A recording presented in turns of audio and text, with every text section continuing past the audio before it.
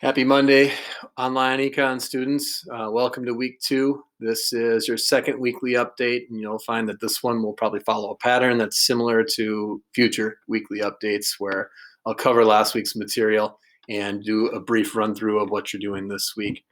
Before we get to that, obviously we had a pretty big announcement made last week, and that is that you'll be resuming hybrid learning, those of you that are not VLA, on the 16th of February. And what that does change is the daily schedule a bit for me.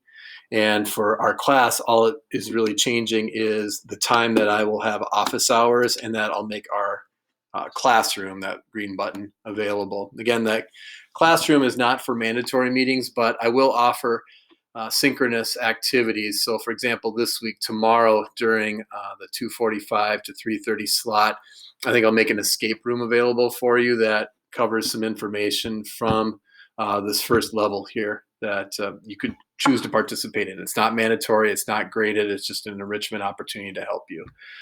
So that's the biggest change that I can think of, 2:45 to 3:30 instead of 1 o'clock to 2:30 for office hours. But that's not for 2 weeks. And of course, things could change by that time, or there may be other tweaks to the schedule that happens. So stay tuned for that. But as of now, that's the one that I can share with you.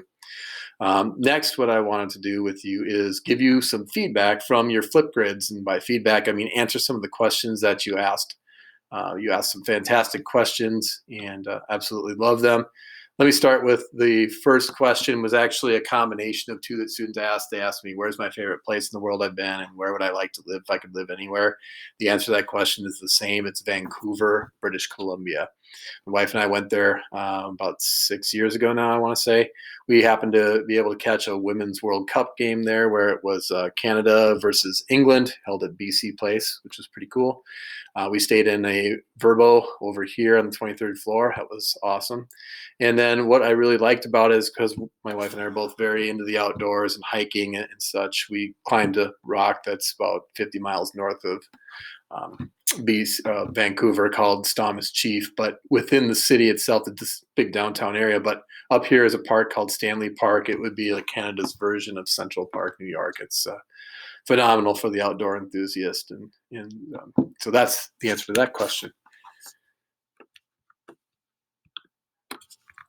Next question I was asked, what are my favorite soccer teams? Without going into great detail, I've been a Chelsea fan since I was playing high school soccer in the 80s, and this is just images of how their logo has changed over the years.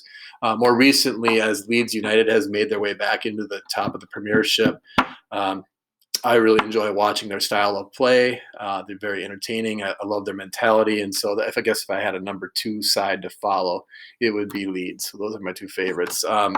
I'm Dutch in part of my heritage, and so when it's time for like the Olympics or the World Cup, I cheer for Holland. Yeah, that's probably good enough. And of course, a Loons fan too. And I know I have a few soccer players in this class, so one of them I coached against in the past. Alex, you were a handful. Longest run that I've ever had. Probably that question was asked because I think in my flip grid, I had just gotten back from a run.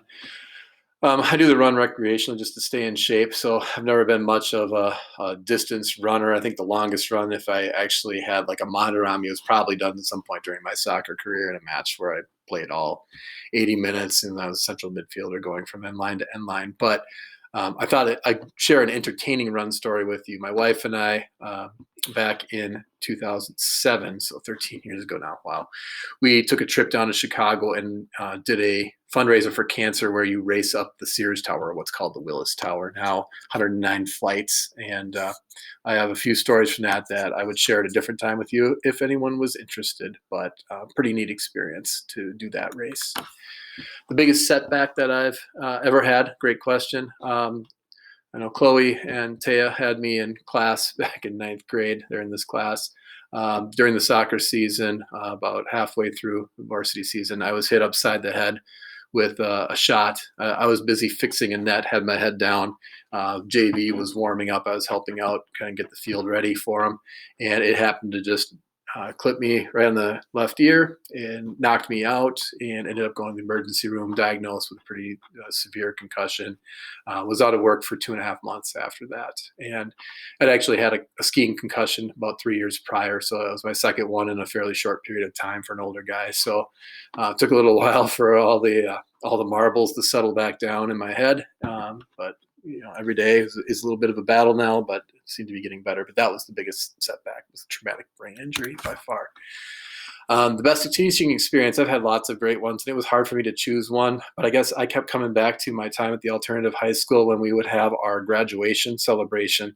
It was really neat because we are a small family when we were down there, and each student would choose a teacher to speak on their behalf.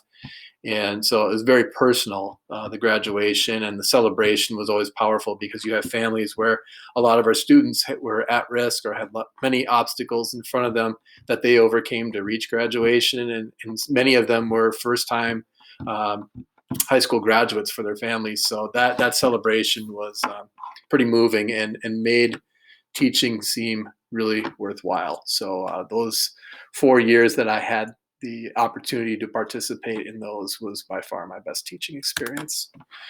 Other students ask me, what schools have I been at or where have I taught? I started my teaching career in Monticello High School. After my wife and I got married, we decided we needed to be teaching because she's a teacher also at Simley High School. She's a math teacher there.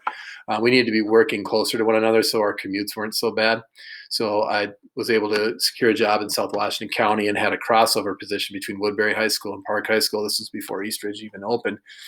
After that first year, teaching two buildings is difficult. I was able to slide into a position at Oltman Junior High, taught for a year there, then a position to open up at Park High School, which of course was where I was coaching. So it made sense for me to find a full-time job just at Park. So I was there for a year, and then there was some cutbacks. So then I ended up transitioning to South Washington County High School, which you can't see because my face is in the way, but the building there down by Applebee's.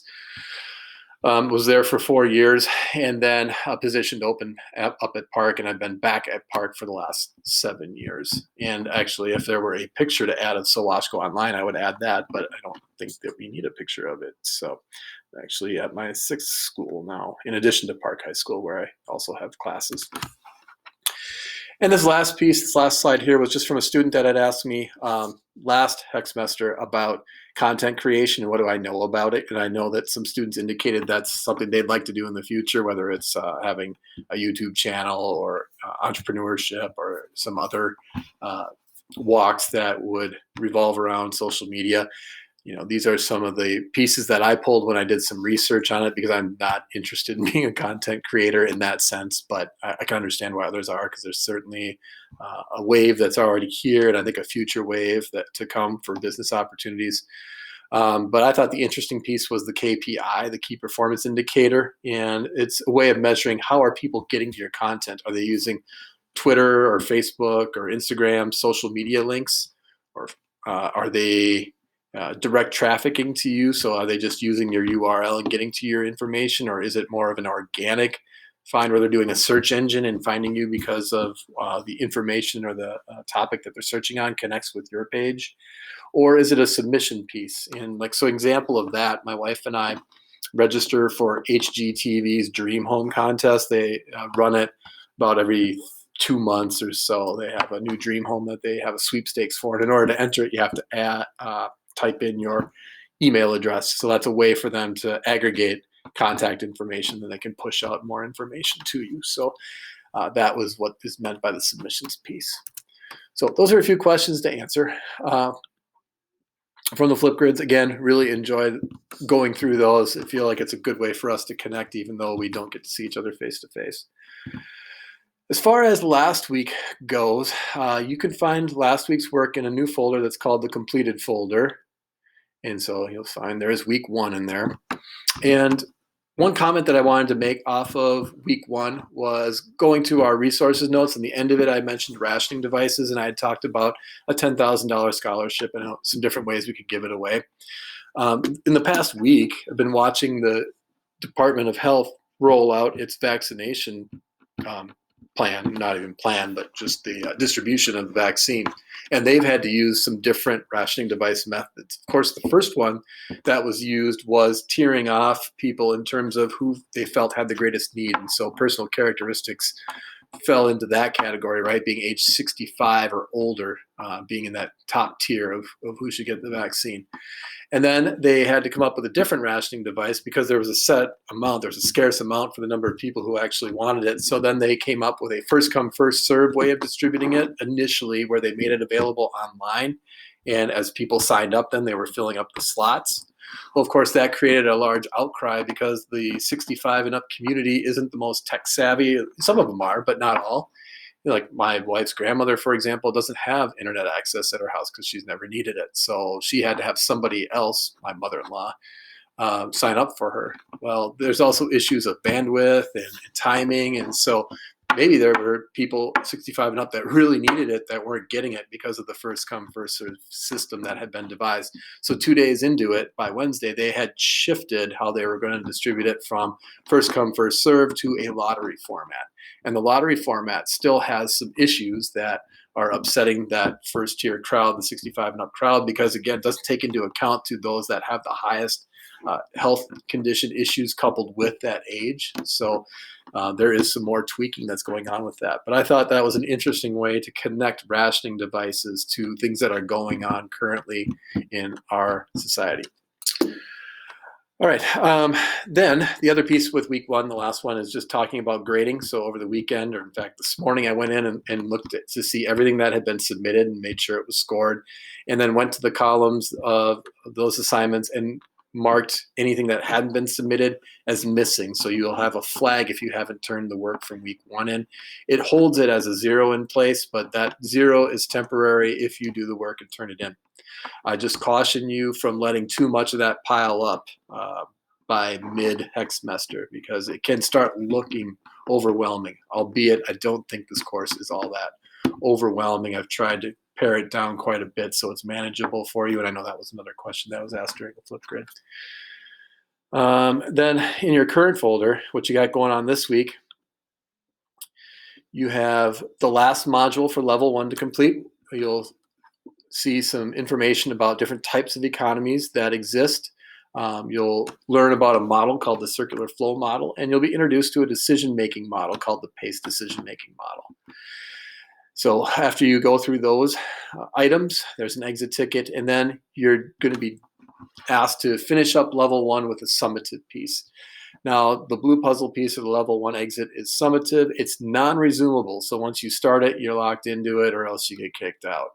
So, and there is unlimited attempts there, but bear in mind level 1 exit is going to have a short answer question. So it'll take me a little bit of time to, one, see that it's been submitted, two, go in and correct it. So if you submit it and you're not getting a score back right away, be patient. You should have one within 24 hours. I would guess probably within a couple hours, unless it's done like late at night. Then you're going to move into module 4 and you're going to start level 2. We'll be talking about markets, and in particular, we'll look at one market force known as demand to end the week. Next week is kind of an interesting week. It's short in that we have only 2 days of in-school or your other classes. So I'll revisit what I have planned for that week and decide whether I need to cut back a little bit on what we're doing or if I think we can still fit it in the 2 days that we have together. This was a little bit longer presentation than what my normal weekly updates are for you, but I wanted to give you a piece of personal connection. So I hope you appreciated that. Have a great week, and if you have any questions, reach out to me via Schoology Messenger or email me or drop in during my office hours, which are still 1 to 2:30 now. And then tomorrow during class, that green button from 1 to 2, I'm going to make that escape room available, which could help you review a little bit some concepts for the level 1 exit. So maybe I'll see you on Tuesday. If not, have a great week.